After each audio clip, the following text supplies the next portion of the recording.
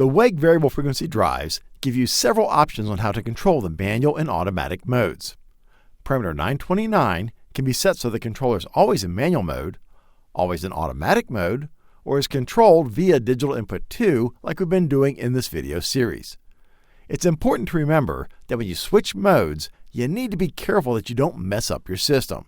For example, if PID has the drive running at 1 speed, and you switch to manual, but you forget to put an appropriate value in for the manual set point, then there could be a very abrupt change in your motor speed.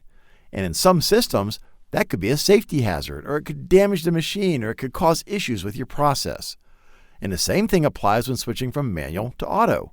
If manual has the system running at 1 speed, but the PID set point is set to something very different, then when you switch to auto mode, PID may attempt to force the motor to full speed to get the process to the new set point.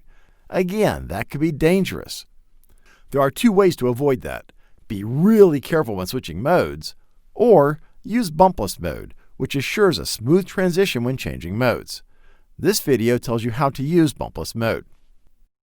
In this video series, this wasn't a big deal because we were just moving water around. Just make sure that if it is a big deal to your system, that you take the appropriate precautions. Click here to learn more about the WEG variable frequency drives. Click here to learn about Automation Direct's free award-winning support options, and click here to subscribe to our YouTube channel so you'll be notified when we publish new videos.